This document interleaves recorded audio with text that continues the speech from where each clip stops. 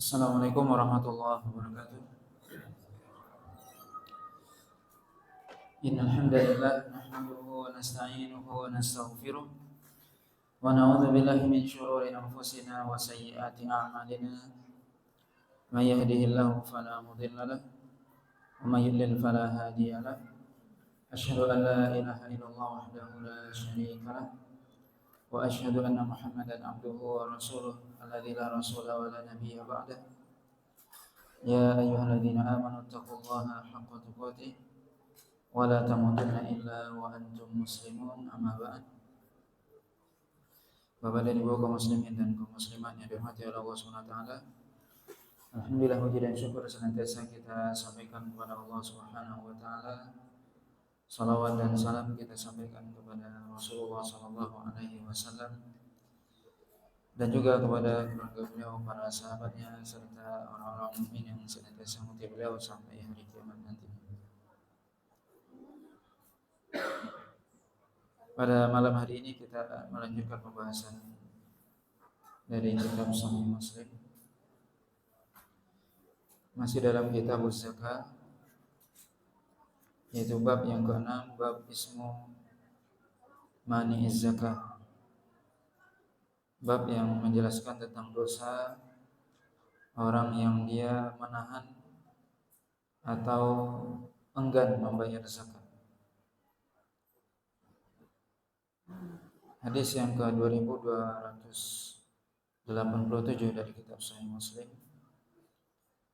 Hadis ini dari Abi Hurairah radhiyallahu taala anhu qala Rasulullah sallallahu alaihi wasallam, ma min sahibi dhahabin wala fiddatin la yuaddi minha haqqaha illa idza kana yaumul qiyamati suffihat lahu safaih min nar fa uhmiya 'alaiha fi nari jahannam fa yuqwa biha jambuhu wa jabinuhu wa dhahruhu kullama baradat mu'idat lahu fi yawmin kana miqdaruhu 50,000 sanah hatta yuqda bainal ibad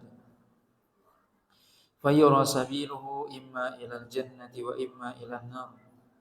Qila ya Rasulullah fal ibil, qala wala sahibu ibilin la yuaddi minha haqqaha wa min haqqiha halabuha yawma wirdiha illa idza kana yawmul qiyamati butiha laha biqa'in qarqarin aw farama kanat la yafqidu minha fasilan wahidan tata'uhu bi akhfafiha ta'udduhu bi afwahiha kullama marra alaihi ulaha rudda alaihi ukhraha fi yawmin kana miqdaruhu 50,000 sanah hatta yuqda bainal ibad fayara sabilahu imma ilal jannati wa imma ilan nar.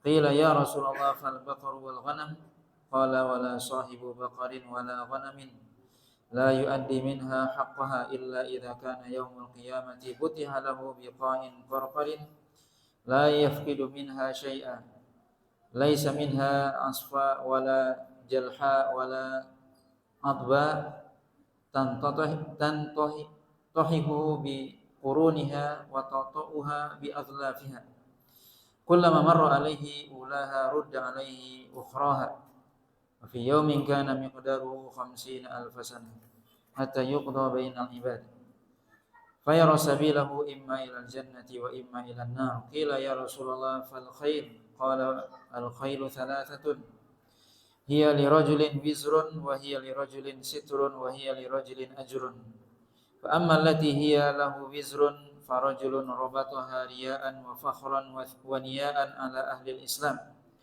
wa hiya lahu wizrun wa amma allati lahu sitrun fa rajulun rabataha fi sabilillah thumma lam yansa haqqallah fi dhuhuriha wa la riqabiha fa hiya lahu sitrun wa amma allati hiya lahu ajrun fa rajulun rabataha fi sabilillah li ahli al-islam fi marjin wa rawdatin fama akalat min dhalikal maraj awir rawdah min syai'in illa kutiba lahu adada ma akalat hasanatun wa kutiba lahu adada awrathiha wa abwaliha hasanatun wa la taqtamu tiwalaha fastannat syarafan aw syarafain illa kataballahu lahu adada athariha wa arwathiha hasanatin wala marra biha sahibuha ala nahrin fasharibat minhu wa la yuridu an yasqiyaha illa kataballahu lahu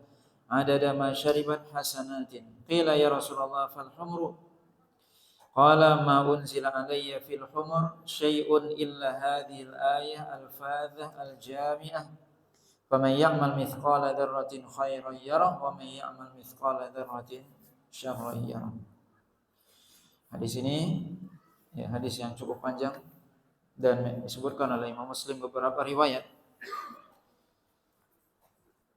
tentang orang yang dia enggan membayar zakat, di mana dalam hadis ini disebutkan dosa ataupun ganjaran, ancaman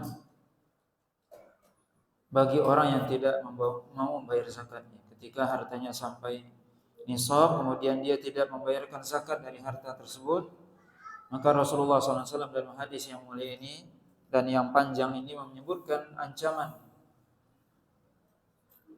kepada orang tersebut. Rasulullah SAW mengatakan, tidaklah ada seorang yang memiliki emas ataupun perak yang dia tidak menunaikan haknya, kecuali pada hari kiamat nanti disiapkan bagi dia lempengan-lempengan dari api, kemudian dipanaskan lempengan tersebut di neraka jahanam. Kemudian disetrikalah lambungnya, dahinya dan punggungnya. Setiap kali dingin badannya tersebut, kemudian diulangi lagi, disetrika lagi, dan terus diulang. Ketika sudah dingin lagi, diulang lagi, disetrika lagi badannya, dan itu dilakukan atau dia rasakan dalam satu hari, yang hitungan satu hari tersebut ada 50.000 tahun, sampai selesai Allah SWT menyelesaikan perhitungan di antara seluruh hamba, kemudian diperlihatkan kepadanya jalan dia, bisa jadi menuju surga dan bisa jadi menuju neraka. Bapak dan Ibu yang dirahmati Allah SWT, dalam hadis ini yang pertama, bagian pertama dalam hadis ini, di mana Rasulullah SAW menyebutkan ancaman yang sangat keras, yang sangat tegas dari Nabi SAW kepada orang yang dia memiliki harta berupa emas dan perak. Walaupun tentunya dalam hadis ini disebutkan emas dan perak, tapi para ulama menjelaskan masuk ke dalamnya seluruh harta yang diwajibkan di dalamnya emas, ya berupa kalau hari ini uang, emas dan perak, baik itu emas dan perak yang tentunya di zaman dahulu emas dan perak itulah alat tukar, ataupun emas dan perak yang digunakan untuk perhiasan. Maka ini adalah umum, siapa yang memiliki emas dan siapa yang memiliki perak dan yang memiliki harta yang dia tidak tunaikan haknya, maka jumhur para ulama di sini disebutkan oleh Imam An-Nawawi, la yuaddi minha haqqaha, tidak menunaikan haknya, maksudnya di sini adalah az-zakah, yaitu zakat, yaitu zakat harta, baik emas ataupun perak ataupun zakat harta atau uang yang ada di zaman kita. Ketika harta tersebut sampai nisab, di mana emas mencapai 85 gram emas, kemudian atau uang yang senilai dengan itu, kemudian lewat padanya 1 tahun, yaitu haul, kemudian dia tidak tunaikan, keluarkan zakatnya 2,5%, maka ini ancaman yang akan dia dapatkan di hari kiamat. Na'udzubillah.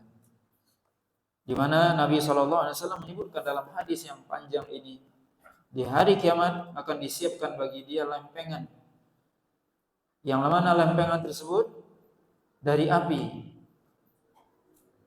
dan lempengan tersebut dipanaskan di api neraka jahanam.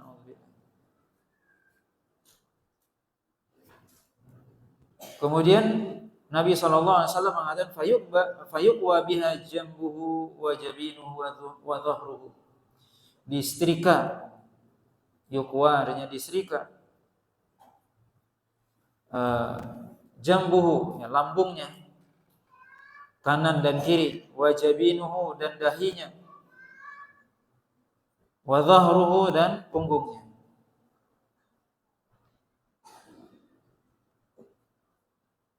Dan ini sebagaimana yang disebutkan oleh Allah SWT dalam surah Al-Baqarah,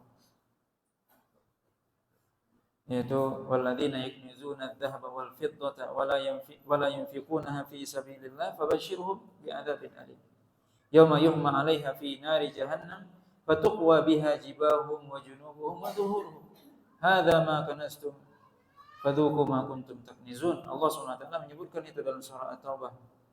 Ayat itu sama persis dengan hadis, di mana orang-orang yang kata Allah SWT yang menyimpan hartanya dan tidak dia infakkan di jalan Allah SWT, maka Allah SWT akan siapkan bagi dia memanaskan harta tersebut di hari kiamat, kemudian disetrika badannya, disetrika dahinya, dan disetrika punggungnya. Na'udzubillah.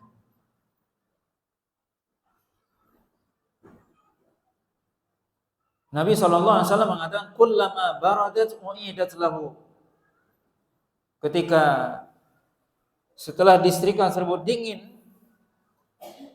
ketika sudah selesai disetrika dalam waktu yang kita tidak mengetahui, dingin kembali, maka ketika dingin badan orang tersebut disetrika lagi. Itu dia rasakan selama satu hari, yang satu hari itu bilangannya 50.000 tahun. Satu harinya 50.000 tahun.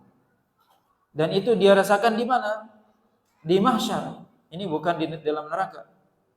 Di mahsyar, ketika orang semuanya dikumpulkan oleh Allah SWT di mahsyar, semua orang akan dihisab oleh Allah SWT. Maka orang yang memiliki harta ini, orang kaya yang memiliki harta kemudian dia tidak zakatkan, orang semuanya menanti hisab, dia disetrika.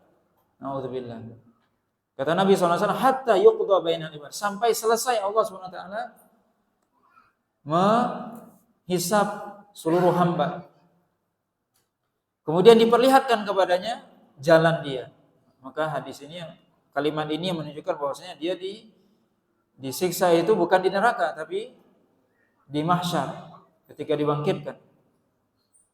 Fayura sabilahu, maka diperlihatkan setelah itu jalan dia, tempat dia kembali, imma ilal jannah wa imma ilan nar. Bisa jadi dia masuk surga dan bisa jadi dia ke neraka. Ini menunjukkan, para ulama menjelaskan bahwasanya orang yang dia tidak mau membayar zakat, dia melakukan dosa besar tapi tidak sampai kepada kekufuran. Karena tentunya kalau itu kekufuran, dia tidak mungkin ada kemungkinan masuk ke dalam surga. Ketika seorang dia tidak mau membayar zakat karena bakhil, maka itu adalah dosa besar. Berbeda dengan kalau dia tidak mau membayar zakat dengan keyakinan bahwasanya zakat tidak wajib, maka itu adalah sebuah kekufuran. Meyakini sesuatu yang diwajibkan oleh Allah tidak wajib, yaitu menyelisihi apa yang diwajibkan oleh Allah SWT. Maka orang yang dia tidak mau membayar zakat karena bakhil, karena cinta kepada hartanya dan dunia, maka itu dosa besar. Maka ini adalah, hadis ini merupakan ancaman bagi dia. Adapun kalau dia tidak mau membayar zakat karena menganggap zakat tidak wajib, maka itu adalah kekufuran. Sama dengan dia mengatakan atau beranggapan bahwasanya sholat tidak wajib, atau haji atau puasa tidak wajib, itu adalah kekufuran. Kemudian Rasulullah SAW ditanya, bagaimana wahai Rasulullah tentang ibil, yaitu unta. Maksudnya adalah orang yang memiliki unta, bagaimana? Maka Nabi SAW juga mengatakan, wala sahibu ibilin la yuaddi minha haqqaha, yaitu juga orang yang memiliki unta. Maka hadis ini menunjukkan bahwasanya unta wajib zakat. Di mana orang yang dia tidak membayarkan zakatnya, membayarkan zakat unta, hewan ternak, dan di antara zakatnya, di antara haknya, halabuha yauma wirdiha, yaitu memberikan susunya ketika dia memerahnya. Tapi ini disebutkan oleh para ulama adalah tidak wajib. Menurut sebagian para ulama, yang wajib adalah mengeluarkan zakat dari unta tersebut. Illa idza kana yaumul qiyamah, kecuali di hari kiamat, butihalaha biqa'in qarqarin aw farama kanat la yafkiru minha fasilan wahidan. Kecuali dia akan diseret atau diinjak. Ya, dia diseret, dibentangkan atau ditidurkan di hari kiamat. Orang yang dia punya unta, dia tidak bayarkan zakatnya, dia ditidurkan di tempat yang luas, yang datar, kemudian dilemparkan dia, kemudian unta-unta tersebut, unta-unta yang dia miliki di dunia tersebut akan menginjak-injak dia dengan kakinya dan juga menggigitnya dengan mulutnya. Setiap kali unta itu berjalan, selesai yang terakhir, kembali lagi yang awal, terus tidak berhenti. Naudzubillah. Setiap unta itu menginjak-injak dia, menggigitnya, seluruh unta itu yang dia miliki, dari awal sampai akhir. Yang akhir selesai, balik lagi. Naudzubillah. Fi yaumin kana miqdaruhu 50,000 sana, yaitu pada satu hari yang bilangan satu hari itu sama dengan hitungan kita 50.000 tahun. Hatta yuqda bainal ibad, sampai Allah SWT menyelesaikan perhitungan hamba, seluruh hamba, kemudian diperlihatkan kepada dia jalannya. Bisa jadi surga, bisa jadi dia ke neraka. Kemudian ditanyakan kepada Rasulullah, bagaimana dengan yang memiliki sapi dan kambing? Kata Nabi SAW, begitu juga orang yang dia memiliki sapi dan kambing, yang dia tidak menunaikan haknya, kecuali dia juga di hari kiamat nantinya akan ditidurkan di tempat yang datar. Kemudian tidaklah ada dari kambing ataupun sapi yang di antara sapi tersebut ada yang mungkin tanduknya berliku, tidak lurus, atau yang tidak bertanduk, atau tanduknya patah, kecuali seluruh hewan tersebut akan menginjaknya dan menanduknya dengan tanduknya tersebut.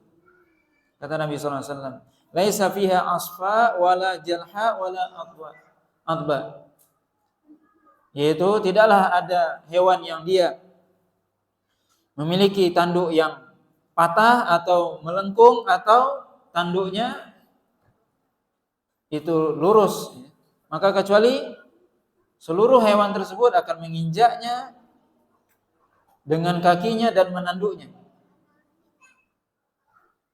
Setiap kali lewat, yang terakhir kembali yang awal. Fi yaumin kana miqdaruhu 50,000 sana, yaitu pada hari, satu hari, yang mana satu hari itu 50.000 tahun.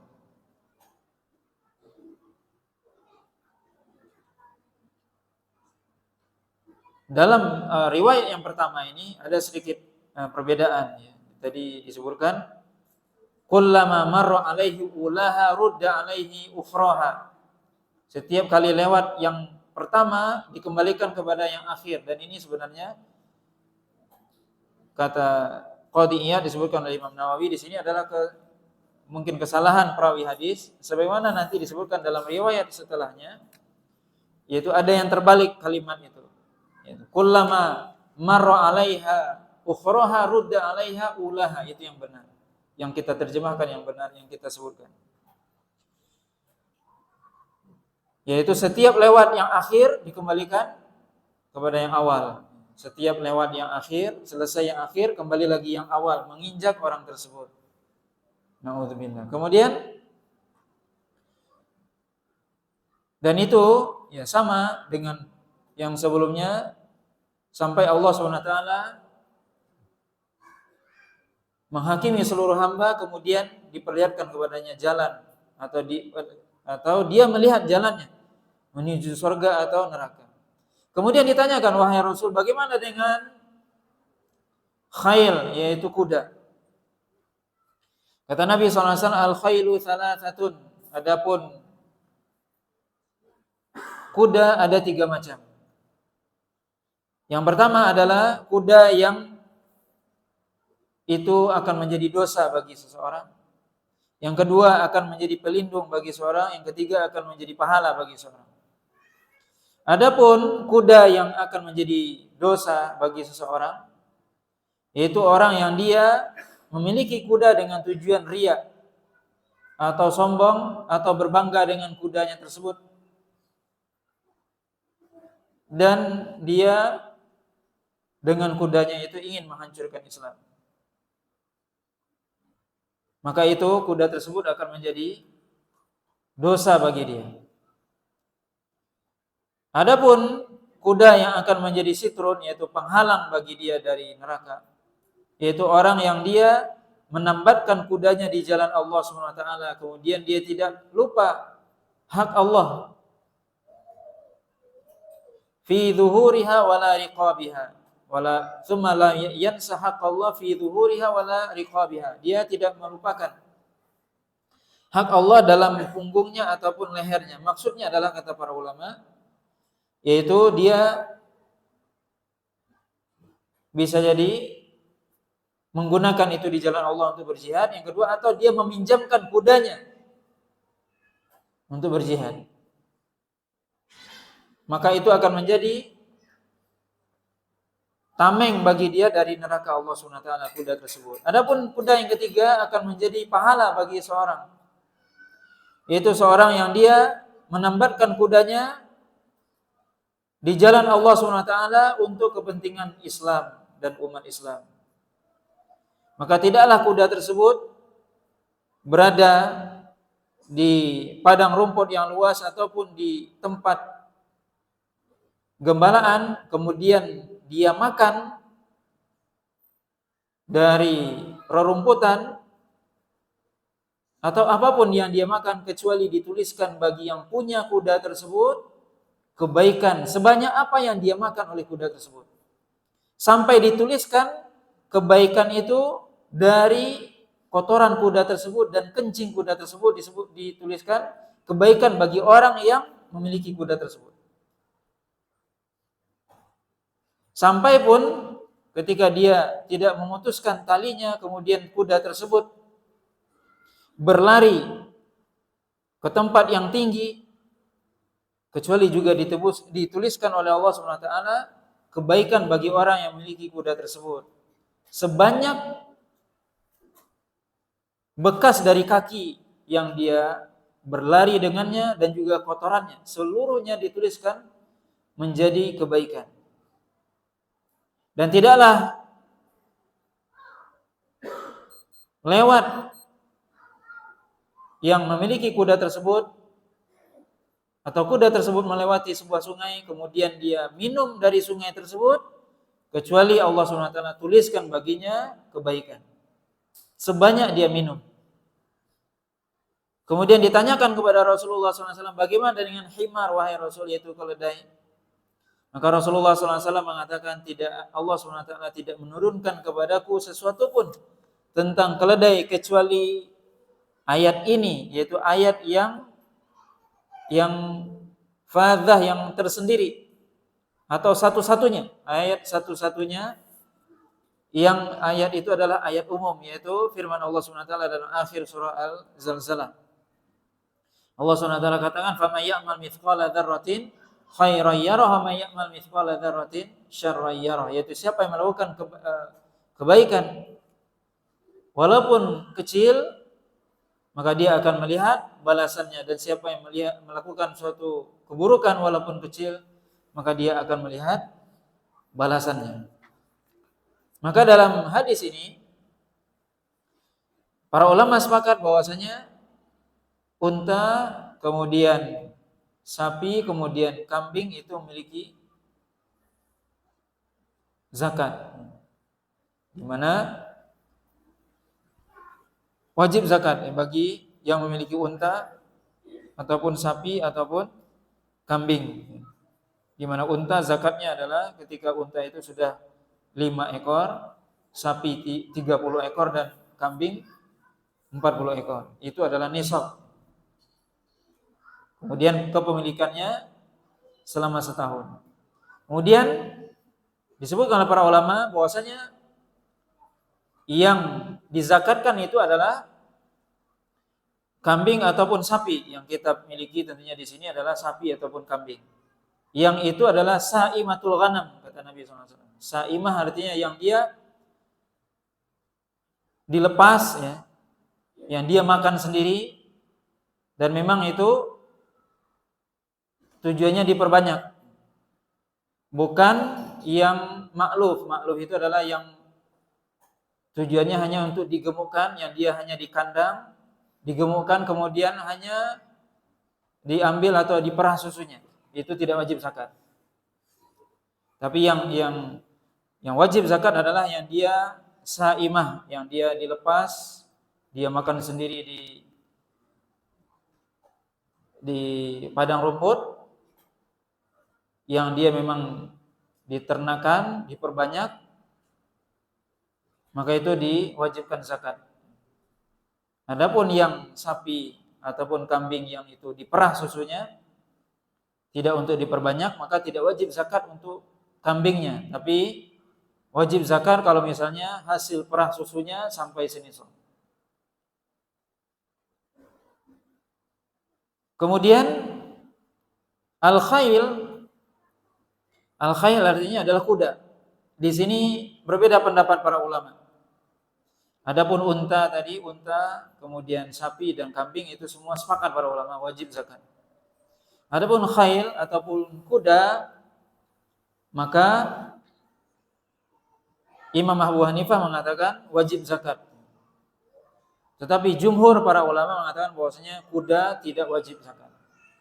Ya, kuda tidak wajib zakat. Kemudian yang terakhir adalah himar tadi. Himar yaitu keledai, juga para ulama mengatakan bahwasanya tidak wajib zakat. Maka yang wajib zakat adalah yang disepakati oleh para ulama adalah hewan ternak yang berupa unta, kemudian sapi, kemudian kambing. Ini yang wajib zakatnya.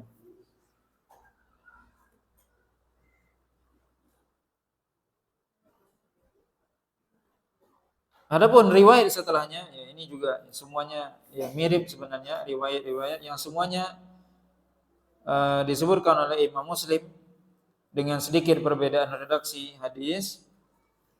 Tapi tentunya hadis-hadis di sini juga semuanya panjang-panjang dan mungkin cukup kita baca satu hadis tadi. Yang intinya adalah di mana di awal hadis Nabi SAW memberikan ancaman kepada orang yang dia memiliki harta sudah sampai senisab, baik itu berupa harta emas ataupun perak ataupun uang ataupun hewan ternak, kemudian dia tidak menunaikan zakatnya, maka Allah SWT akan mengadabnya dengan adab yang tadi kita semua membaca atau mendengarkan apa yang disebutkan oleh Nabi SAW, di mana orang tersebut akan disiksa oleh Allah SWT ketika dia dibangkitkan, sebelum dia dihisab, sebelum dia masuk ke neraka atau surga. Maka ini kalau kita membaca atau mendengar hadis ini tentunya menjadi suatu peringatan bagi orang-orang yang dia tentunya memiliki harta yang banyak ya, sampai senisab. Karena memang tentunya harta yang kita miliki itu dalamnya ada hak orang-orang yang membutuhkan. Dan tentunya ketika harta itu sampai senisab wajib dizakatkan, dan itulah yang wajib. Dan itulah yang dimaksud oleh Allah Subhanahu wa taala. Adapun Allah Subhanahu wa taala mengatakan dalam surah At-Taubah tadi, walladzina yaknizuna adz-dzahaba wal fiddah, yaitu orang yang menimbun emas dan perak.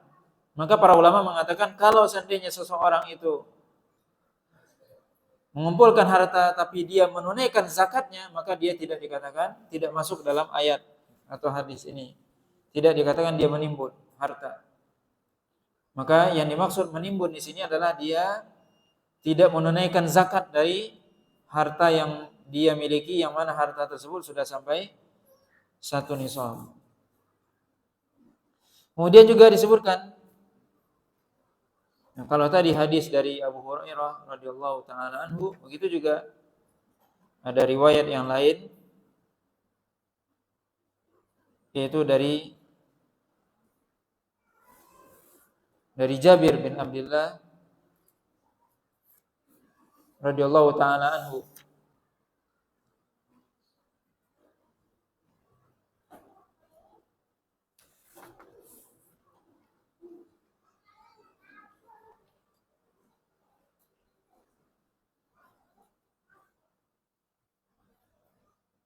Nah, jadi di sini disebutkan riwayat Jabir ya radhiyallahu taala anhu yang juga ya, cukup panjang riwayatnya. Tapi di sini ada tambahan ya. Kita baca tambahan yang tidak disebutkan dalam riwayat Abu Hurairah, yaitu di mana Nabi sallallahu alaihi wasallam mengatakan,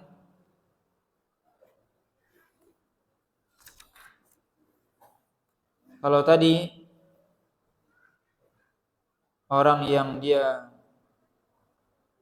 tidak menunaikan zakat dari ibil ataupun unta, maka dia akan diinjak-injak oleh untanya sendiri. Kemudian juga disebutkan di sini ya sama ya, kemudian juga kambing, kemudian juga sapi. Kemudian di sini disebutkan ada tambahan, wala sahibi kanzin la yaf'alu fihi haqqahu. Ya, dan juga seorang yang dia senantiasa menimbun hartanya dan dia tidak menunaikan haknya. Dan tentunya di sini umum. Dia menimbun harta dan tidak dia tunaikan haknya, yaitu zakatnya, illa ja'a kanzuhu yaumal qiyamah syuja'an aqra yatba'hu fatihan fa. Kecuali di hari kiamat nanti akan datang yang dia simpan tersebut, harta yang dia simpan tersebut berbentuk apa? Syuja'an aqra, yaitu ular yang sangat besar. Syuja'an aqra artinya harta yang dia simpan itu dengan izin Allah berubah menjadi ular yang sangat besar. Yatba'hu, yang senantiasa mengejar dia. Fatihan fahu, yang dia membuka mulutnya terus mengejar dia. Maka kemudian dia katakan, akulah harta yang kamu simpan. Naudzubillah. Ini disebutkan dalam riwayat Jabir bin Abdullah. Adapun yang lainnya adalah sama, di mana seorang yang dia memiliki ibil, unta, kemudian dia tidak tunaikan, maka dia diinjak oleh untanya, ataupun sapi dan kambing. Tapi ada tambahan di sini, seorang yang dia memiliki harta tidak dia tunaikan haknya, akan datang pada hari kiamat nanti syuja'an aqra, yaitu ular yang sangat besar yang akan mengejar dia, terus mengejar orang ini. Naudzubillah. Maka ini Bapak dan Ibu yang dirahmati oleh Allah Subhanahu wa taala, riwayat yang disebutkan oleh Imam Muslim baik itu dari Abu Hurairah radhiyallahu taala anhu dan juga Jabir bin Abdullah, yang kesimpulannya adalah Allah SWT memperingatkan lewat Rasulnya, lewat Rasul SAW memperingatkan pada orang yang dia memiliki harta yang banyak, kemudian dia tidak menunaikan zakatnya, maka dia di akhirat disiksa ketika dia dibangkitkan di mahsyar sebelum dia dihisab oleh Allah SWT, sebelum diperlihatkan jalannya menuju surga ataupun neraka. Maka ini merupakan sebuah peringatan. Kemudian juga faedah dari hadis ini bahwasanya seluruh harta yaitu emas dan perak dan juga uang maka wajib zakatnya ketika sudah sampai senisab, sampai nisabnya dan berlalu haulnya. Begitu juga hewan ternak berupa unta, sapi dan kambing. Nah, wallahu ta'ala mungkin ini pembahasan kita pada malam hari ini. Mudah-mudahan bermanfaat. Wallahu ta'ala a'lam. Sallallahu ala nabiyina Muhammadin wa ala alihi wasallam. Wassalamualaikum warahmatullahi wabarakatuh.